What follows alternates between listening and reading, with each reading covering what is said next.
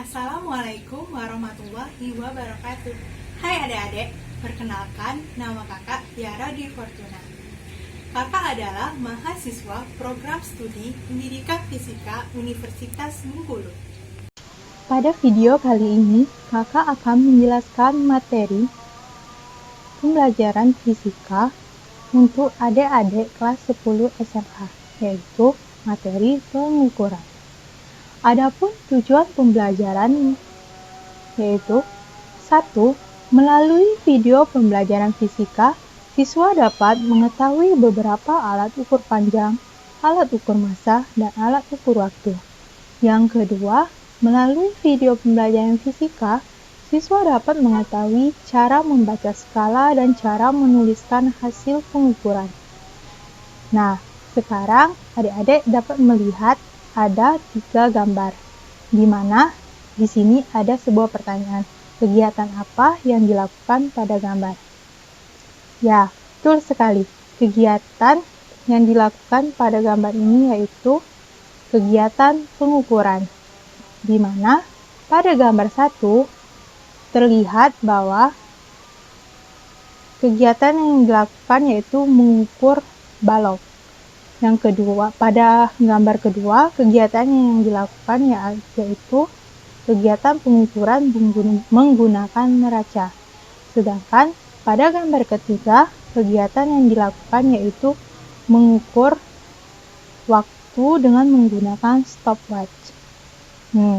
Jadi dari ketiga gambar ini, adik-adik sudah tahu kan kegiatan apa yang dilakukan, yaitu pengukuran. Apakah ada di sini? Ada lagi pertanyaan, yaitu apa itu pengukuran, apa saja jenis-jenis alat ukur, dan apa saja alat ukur panjang. Baiklah, untuk menjawab 3 pertanyaan ini, mari kita lanjutkan ke slide selanjutnya. Nah, yang dimaksud pengukuran atau mengukur merupakan kegiatan untuk mengetahui kuantitas fisik besaran dari suatu benda yang hasilnya dinyatakan dalam suatu nilai dan satuan. Pengukuran dibedakan menjadi 2, yaitu pengukuran langsung dan pengukuran tidak langsung.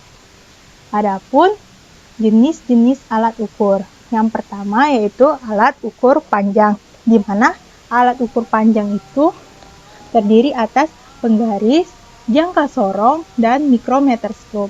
Yang kedua yaitu alat ukur massa yang terdiri atas neraca dan timbangan. Sedangkan yang ketiga alat ukur waktu yang terdiri atas stopwatch dan arloji. Baiklah, pada penjelasan materi kali ini, kakak hanya menjelaskan tentang alat ukur panjang. Baiklah, kita lanjut ke slide selanjutnya, yaitu alat ukur panjang yang pertama yang akan kita bahas yaitu penggaris. Penggaris merupakan alat ukur panjang yang umumnya mempunyai skala terkecil 1 mm. Rasanya adik-adik sekalian sudah paham ya mengenai penggaris, karena penggaris ini sudah biasa digunakan adik-adik. Kita lanjut ya ke alat ukur panjang selanjutnya, yaitu jangka sorong. Jangka sorong biasa digunakan untuk mengukur diameter benda, baik itu diameter luar maupun diameter dalam benda. Misalnya, diameter cincin atau diameter kelereng. Adapun skala terkecil pada jangka sorong adalah 0,1 mm, sehingga ketelitiannya yaitu 0,1 mm. Di sini kakak mempunyai gambar jangka sorong. Adapun bagian-bagian dari jangka sorong yaitu pertama rahang luar, di mana rahang luar terdiri dari rahang tetap dan rahang geser. Sedangkan fungsi dari rahang luar ini untuk mengukur suatu diameter di dalam ataupun sisi bagian dalam suatu benda. Sedangkan rahang dalam memiliki terdiri dari atas rahang tetap dan rahang geser. Di mana fungsi dari rahang dalam yaitu untuk mengukur diameter luar maupun sisi bagian luar dari sebuah benda. Selanjutnya yaitu skrup pengunci. Skrup pengunci berfungsi untuk menahan bagian-bagian yang bergerak di saat berlangsungnya proses pengukuran menggunakan jangka sorong. Di sini ada dua, yaitu skala utama inch dan skala utama milimeter.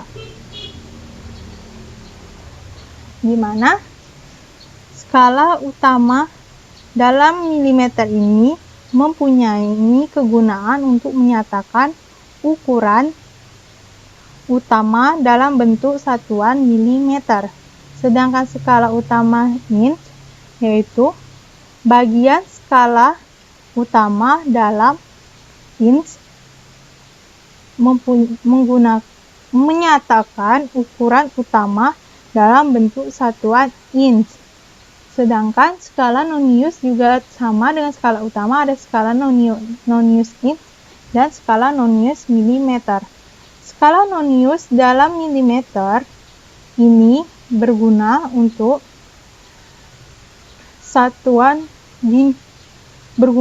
sebagai skala pengukuran fraksi yang dinilai dalam bentuk milimeter. Sedangkan skala nonius inch berguna untuk sebagai skala pengukuran fraksi yang dinilai dalam bentuk inch. Sedangkan yang terakhir itu ada yang namanya ekor atau depth probe, yang mana fungsinya untuk mengukur suatu kedalaman suatu benda. Nah, sekarang adik-adik sudah tahu kan apa itu skala utama? Ya, skala utama itu tadi biar kita tahu untuk menyatakan ukuran utama dalam mikrometer skrup. Sedangkan skala nonius adalah untuk menyatakan pengukuran fraksi, di mana pada skala utama itu skala utama itu bisa dilihat di bagian sini, di bagian ini atas, sedangkan skala nonius dilihat bagian bawah. Tuh, kita akan mengetahui cara membaca hasil pengukuran jangka sorong. Untuk mengetahui cara membaca hasil pengukuran jangka sorong, di sini kakak mempunyai simulasi virtual. Silakan ditonton ya adik-adik. Nah, jadi adik-adik dapat mencoba sebuah simulasi virtual yang nantinya bisa adik-adik cari di Google, yaitu simulasi jangka sorong Stefanelli. Selanjutnya adik pilih yang www.stefanelli.eng.br. Selanjutnya adik klik dan buka.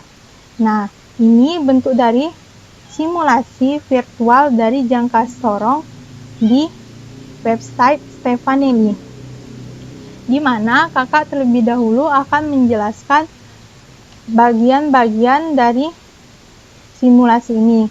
Di sini ada lambang mata. Lambang mata ini berfungsi untuk menutup hasil pengukuran. Tapi pada kesempatan kali ini bagian mata ini tidak berfungsi, mungkin dalam proses perbaikan. Di sini ada lambang loop, atau di sini dia berfungsi membesarkan. Sedangkan yang ini untuk hasil dari pengukuran. Baiklah. Di sini kakak akan, ini bisa digeser-geser.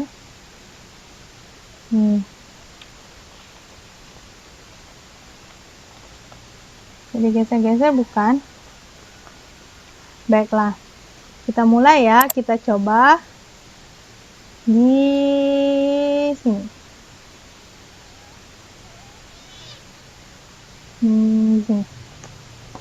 Baiklah, di sini kita bisa membaca hasil di sini. Hasil bacaannya yaitu hasil baca dari jangka seorang ini yaitu 41,70. Untuk membuktikannya, baiklah kita lihat. Untuk membaca skala utama, kita melihat garis keberapa yang ditunjuk oleh angka 0 pada skala Nonius. Nah, di sini angka 0 pada skala Nonius berhenti setelah angka 4 pada garis lewat dari garis 1 ini. Pada jangka sorong ini bernilai 1 cm, 2 cm, 3 cm. Untuk garis yang kecil ini bernilai 0,1 mm. Jadi, untuk skala Noniusnya berarti 4 cm ditambah 0,1 mm.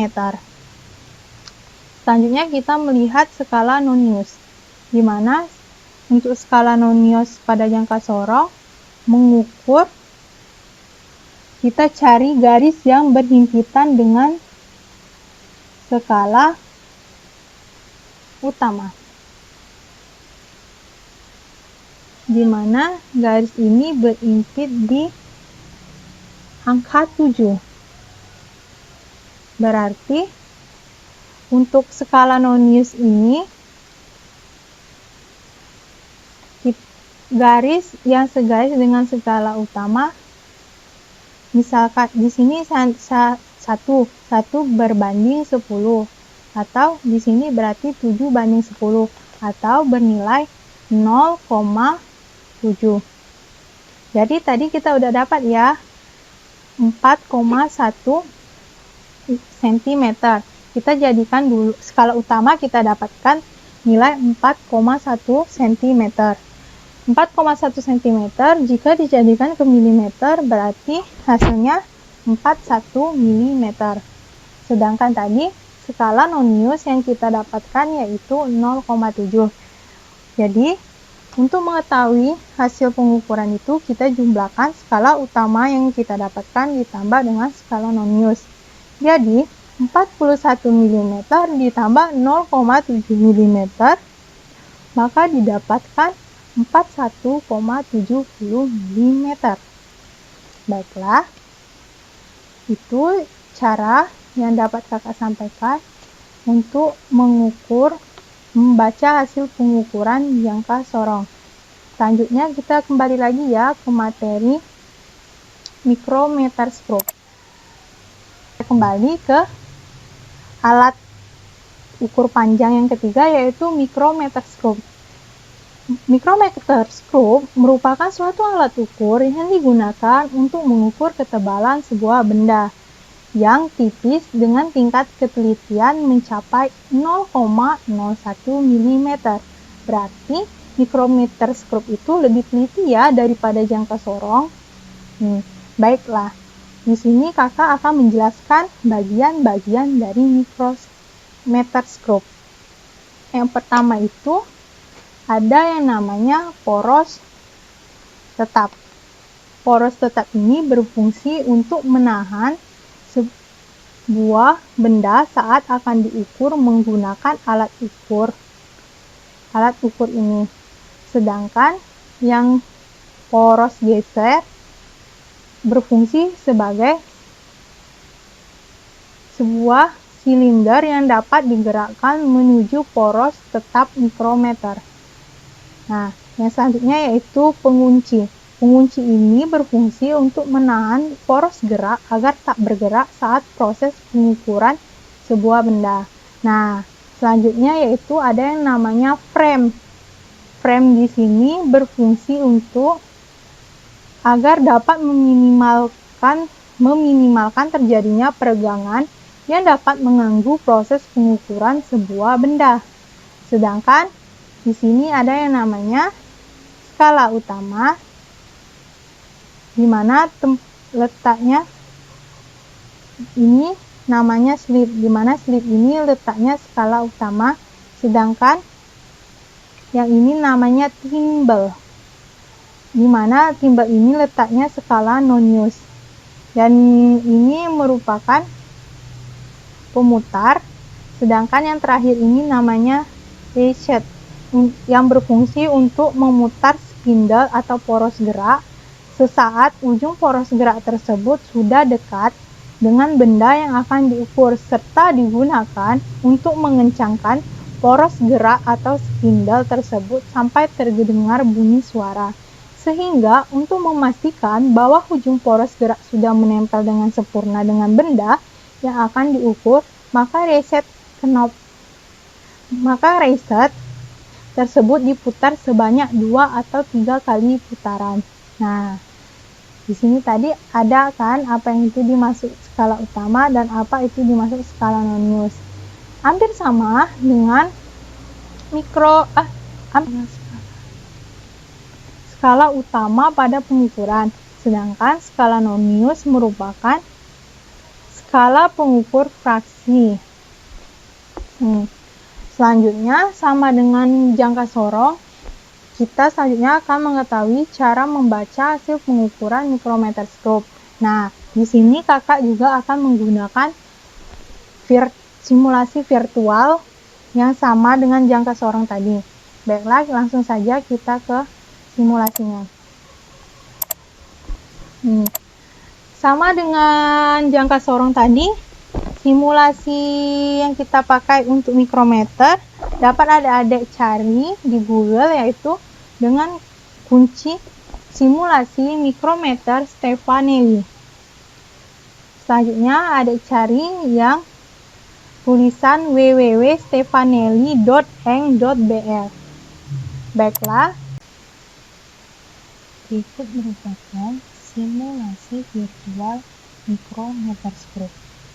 Baiklah, sebelum kita memulai cara membaca hasil pengukuran mikrometer scope, di sini kakak akan menjelaskan dulu fitur-fitur pada simulasi virtual ini.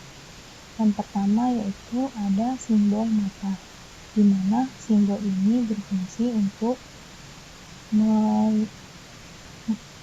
melihat atau menutup hasil pembacaan.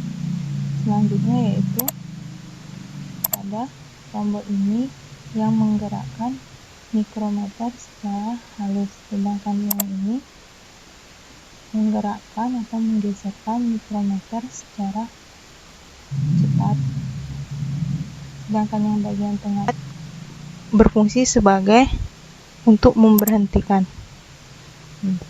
Sebelum kita memulai hasil pengukuran, sebaiknya kita kembalikan dulu ke posisi 0.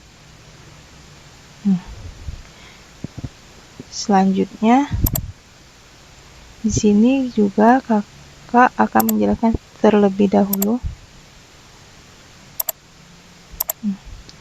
Ini merupakan bagian slip atau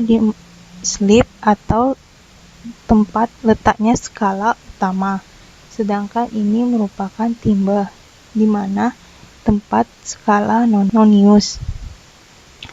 Di skala utama ini, setiap garis ini mewakili 0,5 mm.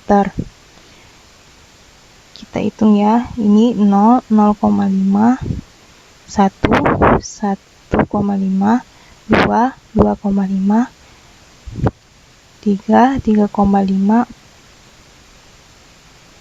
4, 4,5, dan 5.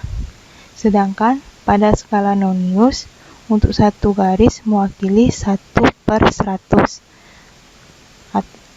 Atau bisa kita lihat 5, kalau 5, 5/100, 6, 6/100, 10, 10/100. Baiklah, langsung saja kita coba hasil pengukurannya dengan acak ya. Kita matikan dulu tombol matanya agar kita bisa tahu hasil pengukuran kita benar atau tidak. Ulang lagi ya. Baiklah, untuk membaca skala utama pada mikrometerskop ini, kita lihat skala utama yang terakhir berhenti. Berarti di sini 10, 10,5, 11, 11,5, 12, 12,5, 13, 13,5. Berarti garisnya berhenti di 13,5 mm. Berarti skala utama yang terbaca yaitu 13,5 mm. Untuk skala noniusnya yaitu garis pada timbel yang sejajar dengan garis pada slit atau skala utama. Di sini menunjukkan angka 36. Berarti kita membaca skala yang terbaca yaitu 36/100, atau kita jadikan pecahan biasa yaitu 0,36. Baiklah, untuk mengetahui hasil pengukuran mikrometerskop ini, kita tambahkan skala utama, hasil pembacaan skala utama ditambah hasil pembacaan skala nonius, yaitu dimana tadi 13,5 ditambah 0,36, dimana hasilnya 13,86. Mari kita cek ya adik-adik dengan cara mengklik tombol mata ini. Benar kan hasil pengukuran yang terbaca yaitu 13,86.